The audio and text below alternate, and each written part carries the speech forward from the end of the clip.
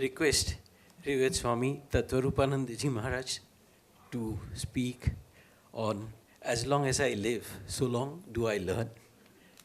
Maharaj, should we give you the mic there? Yeah.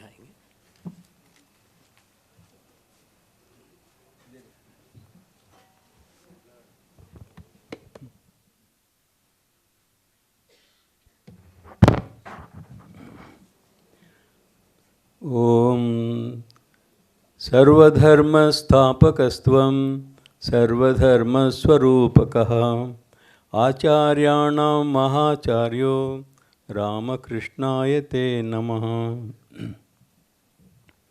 So we will just recall some of the life incidents of Sri Ramakrishna, where he tells one thing that is very important for all the human beings, that he tells that we learn throughout our life. Not that we got the PhD or we might have got the degree or you completed our school education or college education. We throw away all the books and we think our study is over. But Sri Ramakrishna tells we have to go on learning till the end. So how it is? So you take the Sri Ramakrishna's life, Gadadhar, when he was in Kamarpukur, they sent him to school. So all of you know who have studied his life. So he tells he went to school and started learning alphabets. Then afterwards soon he found out that this type of education I don't want. This type of learning will not help me to realize God. So he left and he used to carry on his own way of praying and educating himself. So that is a wonderful way. There is no schooling, but he is self-taught. So that is how Sri Ramakrishna, one can become divine, but without any scholastic knowledge or any scholarship. So later one incident is there, when he was in Dakshineshwar, Mahendranath Gupta, he had some misunderstanding in the home. He left the home and he was staying with his friend in Barunagar. And he was supposed to, he went to Dakshineshwar. So when he was scrolling in the garden, so he saw one servant, her name was Brinda. By that time, Sri Ramakrishna, that Mahendranath Gupta had studied in the newspaper that Girish Chandra Ghosh was continuously writing articles stating that Sri Ramakrishna is an avatar and he is a great person, like that. He used to write articles. So he had read those. That knowledge was there. So he thought, when he was strolling on, he learned that Sri Ramakrishna resides here. So he asked that Brinda, so here one saint lives here, where he lives. Then she tells that he in the corner room, you can go there. But next question was, I suppose he reads so many books, she tells. Then Brinda says, no, he never reads any books, but all the Vedas and Upanishads are on his tongue, she tells. So you can understand how an ordinary servant in the garden can imbibe the knowledge of Sri Ramakrishna. She can assess Sri Ramakrishna's knowledge. So she tells every Upanishads and Vedas are in his tongue, she tells. So can I go inside the room? Can I take to listen to him? Then she says, you can go and sit. There is no question of permission or anything like that, she tells. So that's so simple way how the Sri Ramakrishna's the approach and also his presentation of the knowledge you can see. Then that is the So afterwards, when in the school, when the home, when the Kamarpukur, he was moving about and he used to pray. Simple praying that you simply tell Ma, that's all. That is the mantra. So nobody taught him and nobody given any mantra like that. So he was carrying on. And by this simple practice, he could get the experience of the higher knowledge. So there are incidents. So once he was going to Vishalakshi Mandir, along with the village folk, they were singing bhajans and dancing, and they were going to the temple, Vishalakshi temple. So on the way, he fell unconscious. Gadadhar. They were frightened. What happened? Then he was not talking in like that. Then they made him somehow, by repeating the mother's name, he gained conscious and he continued the journey and came back. So that's how even in the beginning itself he could experience the divine ecstasy. There are so many incidents are there, that is one. So how he could develop this getting the higher knowledge, the supreme knowledge, without any books, without anybody's guidance. So nobody had taught him or initiated him. So what was the basic need? So you may say he was the Gaya Vishnu avatar. He was the avatar of himself, like you may say. But for us, he is a common Gadadhar Chuttopadhyay. But from that he grew into a avatar Varishta. So that process is how he could do that. So Sri Ramakrishna taught so many ideas to so many people according to their level of understanding. And his method is very simple. So we all can adopt and we can grow and become divine. His teachings you must analyze and you think about and you must contemplate. And if you reason it out, yourself can get the answer. Because we have got this faculty, we have got that potentiality, we have got that power of mind where you can analyze these studies either of Sri Ramakrishna's teachings or any teachings. Only thing is we have to question it out.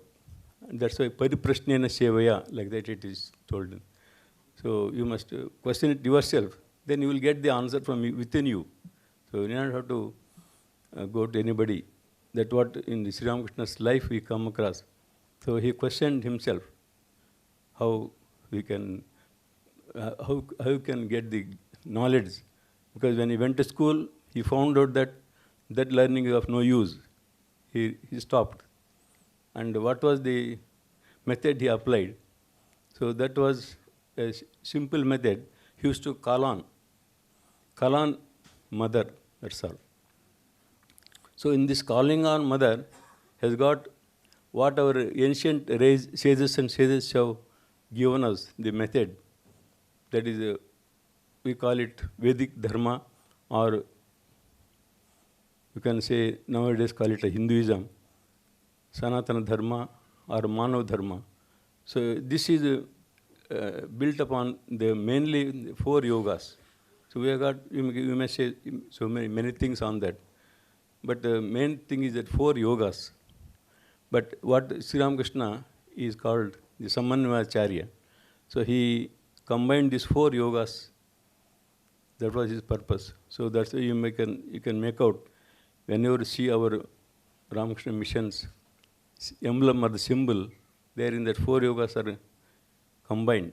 That's what Swami Vivekananda presented, that idea. So in this 4 yogas, Sri Ramakrishna, what is the method he applied? We have got so many ways. So many people talk about especially on the 4 yogas. Today also, morning also we are hearing. And many people tell about the yogas, Karma Yoga, Jnana Yoga, Bhakti Yoga, Raja Yoga, like 4 yogas. So Bhakti Yoga, how to practice separate, or Bhakti Yoga and Karma Yoga, how to practice. So there are so many things. Theses are written on these 4 yogas, and they're explained very beautifully. They are presented. But Sri Ramakrishna, he combined them, the 4 yogas, in a simple, in one word. That is, the simple word is the essence of the whole gospel of Sri Ramakrishna. We have got 1,300 pages gospel. We have got what Mahendranath Gupta compiled. So that whole gospel essence is in one word. If you can keep this one word in your mind, the whole gospel is in your mind. So every pages will come across this word. Every place, every time he repeats that word, that we for God. So different ways he tells about people simply weep. Today also somebody was telling about the weep for God. So this weeping for God has got the support of these 4 yogas, whatever Patanjali Maharshi or the Rishis have told. The Buddha says the best thing one can do, very beautifully puts Buddha, that the best thing you can do, not think, not imagine, not wonder, not surprise, not obeys, but breathe and have faith that everything will work out for good. This is the quotation. Buddha puts it very intelligently. He simply puts the word that breathe. So our Patanjali Maharshi has given the pranayam name. There are many names are there. So Kapalabhati, Neti Dhyoti, Vasishtha pranayama, like that, so many things are there. But this method, Swamiji has explained in the book, in his book, the Raja Yoga. That is the only book Swami Vivekananda wrote in his own hands. He compiled, he referred so many texts, and he wrote that book, Raja Yoga. In that, Swami explains that is the simple, regular, deep breathing. That is the what Swamiji also tells. So there are 4 steps in that. Equal, regular, deep breathing. That Sarala, Satata, Sama, Dirgha. These are the 4 steps. That what Sri Ramakrishna's word, we for God, it comprises the 4 yogas. So that how it is, Sri Ramakrishna gives the example, where he explains in a simple way. You observe a child at home, say about 1 year or 1.5 years, and mother feeds the child and it tells, she starts working. He puts some toys in front of the child and he starts working inside. The child goes on playing. Then after some time, either it feels hungry or it wants mother. It with a loud voice tells ma and cries. At that time, you can observe that for 1 second or 2, the breathing stops. At the pitch of voice, it stops weeping. Then suddenly after that, its breathing becomes equal and very equally moving.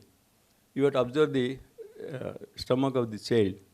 The bellowing will be very equal. So that is the work of the Raja Yoga. That is the symbol, the sign of the Raja Yoga. Then it calls the mother. That calling is the Bhakti Yoga. And then it one-pointed mind. That is, it wants only mother. Except mother, nobody, if anybody intervenes, it refuses. Then if anybody gives another also, it throws away. It wants only mother. That is one-pointed. I want mother, nothing but mother. So that will be the Ekanishta, that is Gnana Yoga. This is doing these three together at a time. It is the Karma Yoga. That's why Gospel also Sri Ramakrishna tells that Karma Yoga is very difficult. You can come across when you read the gospel, Sri Ramakrishna, among the yogas, karma yoga is very difficult, he tells. Katin. Why it is so? We are generally karma yoga means we immediately say nishkam karma, niswartha karma. So that is the usually word we do it. We tell about the karma or doing service. But here, the Sri Ramakrishna, when he tells that doing all this, calling on mother, making the breath equal, and having the one-pointed goal, and doing three together is the karma yoga. That's why it is difficult. So how we have to do in our day-to-day life, we can do this. So for that you have to start. That's why our rishis are told morning and evening you have to do japa and meditation, early morning and evening. By that what happens, you can set your mind and you can practice it so that it will become a habit. So in that you have to, as the Sri Krishna tells in the Bhagavad Gita, he tells, Sparshan krutva bahir bahyam chakshuru antarbruho pranapana samokritva nasabhyantara charina. Like that it is Bhagavad Gita, you will come across, 5th chapter. He tells, Sparshan krutva bahir bahyam. That is how Sri Ramakrishna, you can see the eyes. Sri Ramakrishna is sitting even in the photo also. So he is touching both the internal and external world. Sparshan krutva bahir bahyam. Chakshuru antare bro. So both the eyes must be pointed in between the eyebrows. Then pranapano same krutva. That is, your breathing must be equal. Equally inhaling and inhaling, exhaling. So for that, our Guru Mantra will help. Guru Mantra has got the essence of all the four Vedas and Upanishads and teachings of all the great rishis and saints. That the Guru Mantra is very powerful. So the Guru Mantra is essence of all this. So the Guru Mantra will come in our very handy. So you have to, inhaling time also you have to repeat the Guru Mantra and inhale fully. And exhaling time also you must repeat that mantra. And that becomes equal. So if you go on practicing, because we simply tell about that you must do japa and meditation and you must do practice regularly, like that we simply go on telling, but how to do it? What is the method? That we must analyze ourselves and you have to think about it and finally you have to find out the method. We can do that. That's why you can start, that's why Swami tells in the Raj Yoga that you catch hold of your breath, he tells. You hold on to your breath and by that you can get up. So how that is making equal inhaling and exhaling. So that is the method. So this is a very simple method to tell, but very difficult to practice. Why it is difficult? There are reasons are there. First is our samskaras. Second is the environment around. That's why the satsanga, all this retreat like this will help us. That is satsanga is also important, necessary. Then only it is possible to do that. When the samskaras, what are the samskaras? Sri Ramakrishna tells in Gospel, you can see what is the samskara. We tell about samskara, but we do not know what is samskara exactly, what it means. We use the word only, but really we don't know what is the samskara. The Sri Ramakrishna explains very beautifully in the Gospel. He tells that he gives the example of Mahabharata. Draupadi, all of you know this. Draupadi Vastraharan, that when her saree was taken out, and she was very much perturbed and she was very sad and very intensely praised to Sri Krishna. Sri Krishna knew this one, and Sri Krishna could have easily helped, but he said, you just remember, have you helped anybody by giving the piece of cloth, like that Sri Krishna tells Draupadi. Draupadi, he recalls Then she tells, yes, I remember I had given my piece of sadi to a rishi who was taking bath in the river. What happened? The rishi was taking bath. At that time, there was a wind. The wind blew all his clothes, which were kept on the bank, and he was completely clothless. So he was about to come out. She saw from the distance. Then she come near the river, and he torn her sari and threw in the water, and she went away. Then the rishi put on that sari and comes out. That Sri Ramakrishna explains this. Draupadi tells to Krishna, it happened like that. Then, oh, then you don't worry, everything will be saved. Sri Krishna tells to Draupadi. But afterwards, you know the story that Sri Krishna just raises his hand. From his hand, the sari flows. That you all of you know that.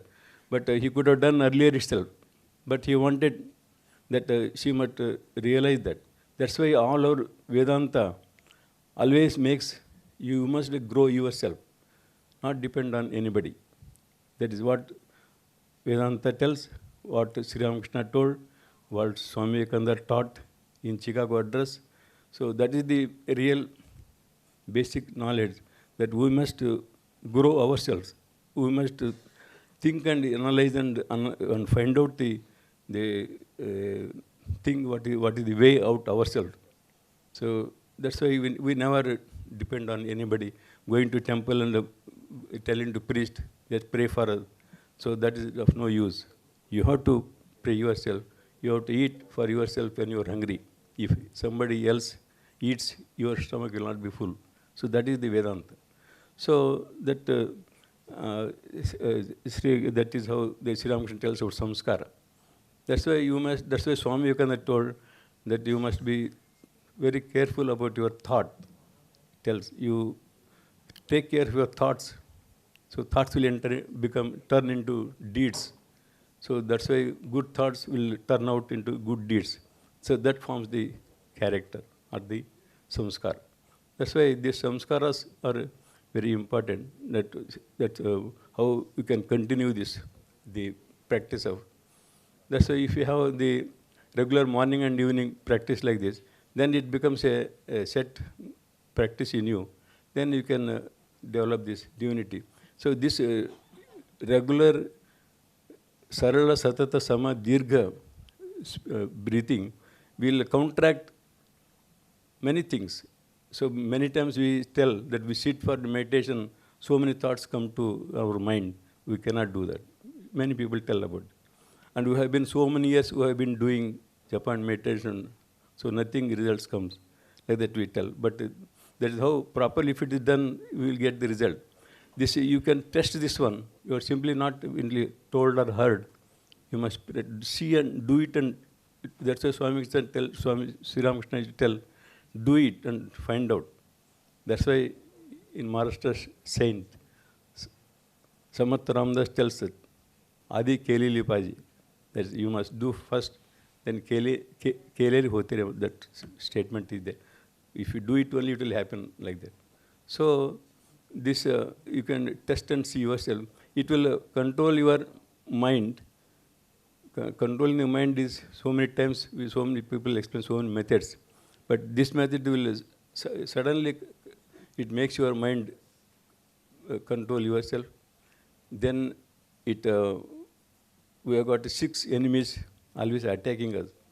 So that will be controlled immediately, especially Kama, Krodha, Lobha. These are 3 main enemies. So this you can immediately arrest by doing this. You can counteract with this method. That's what Sri Ramakrishna told in simple word, that we forgot. So this is you have to do till the end of your life. That's why you have to, as long as you, so long do I learn. That Sri Ramakrishna tells this. That is, this is not simply today done and not tomorrow nothing, or it is over, we have seen God, nothing like that. Sri Ramakrishna could always talk with mother, and even then he used to always practice that. Every day morning he used to sing Sakali Tumari Ichha. That song he used to sing every morning, getting up. and he used to sing that song, because that is how it is to be cultivated. That Sri Ramakrishna further tells that this practice will be very easy if you are in a congregation and in a group. That will help you to practice still more betterly. So this is how Sri Ramakrishna's teaching. As long as I live, so long do I learn. So this is a constant struggle. You constantly have to go on practicing, because mind is such a complex phenomena. So mind is, we tell about five indriyas. There are karmendriya, gnanendriyas, and five karmendriyas, five gnanendriyas. But there is the mind also is called indriya, one of the indriyas. So it is not told, they could have told shat indriyas, but told only panchendriyas. Why it is not called shat indriyas? Because mind is the indriya, at the same time it is not indriya. Why? The Shuddhaman, mind, pure mind is equal to pure Atman. Sri Ramakrishna tells in Bhagavad Gita, in Gospel, pure mind itself is pure Atman. So if your mind is pure, it is equal to Atman itself, God itself. So how to make pure? Sri Ramakrishna tells constantly, go on repeating mother's name or your Ishtadevasa's mantra. That is the only, and how to do that? You have to practice or yoga, that is combine with your breathing.